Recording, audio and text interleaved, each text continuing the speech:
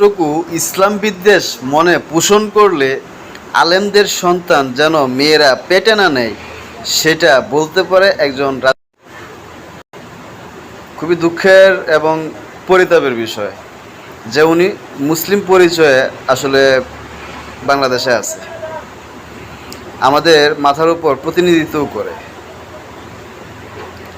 ধিক্কার জানাই। একটা কথা বলি, এরা হইল মোল্লা মুন্সি, মোল্লাতন্ত্র কিন্তু ইসলাম নয়, ইসলাম কিন্তু মহান। ভদ্রলোক আছে সরাসরি শরীয়তের উপর আপত্তি করে না, ইসলামের উপর আপত্তি করে না।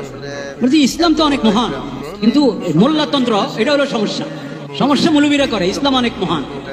তো সেই ইসলাম যেটা মহান, ওই ইসলামটা আপনি মেহেরবানি করে আমাদেরকে শিখান, ওই ইসলামটা আপনি মেহেরবানি করে শিখান। মোল্লারা তো ইসলাম জানে না, তো মহান ইসলামটা শিখিয়ে দেন। তো কিছু ভদ্রলোকের এই অবস্থা। আসলে ইসলামের উপর আস্থা নাই, শরীয়তের উপরে আস্থা নাই, কোরআন হাদিসের উপরে কি নাই, আস্থা নাই। তো সরাসরি কোরআন হাদিসের বিরুদ্ধে বলে না, ওটা মৌলবীদের উপরে ঝাড়ে।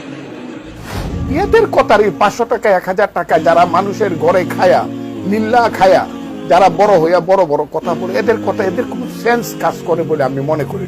রাজনীতি করতে গিয়ে, নেতা হতে গিয়ে মানুষের কাছ থেকে চাঁদাবাজি করে টাকা নেওয়ার কালচারে যারা অভ্যস্ত, এই কালচারে যারা ডুবে আছে, তারা যদি আলেম সমাজকে বলে 500 টাকা 1000 টাকা মানুষ আল্লাহর রাস্তায় দিলে খায়, তাহলে এটা হলো মন মানসিকতা নিয়ে আসলে চালনি সুইকে যে বলে তোমার পেছনে ছিদ্র আছে ওরকম। সংখ্যাগরিষ্ঠ তোমাকে বলবো এদেরকে পেটে ধারণ করো না। প্রতিনিধিত্ব করে। ভাইবেন মৌলানা মৌলভী এটা সাহেবদের পরে যে মায়েরা বোনেরা তাদেরকে বলবো তোমরা এদের বাচ্চা পেটে নিয়ে।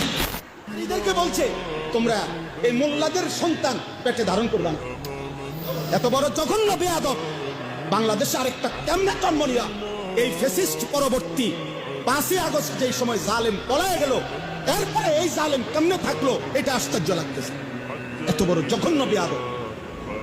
ধর্মের নামে ব্যবসা শুরু হচ্ছে, এই যে ব্যবসায়ীর দল, ধর্মের নামে যারা ব্যবসা করতেছে, দিনকে টার্গেট করো, ইমানদারদেরকে টার্গেট করো,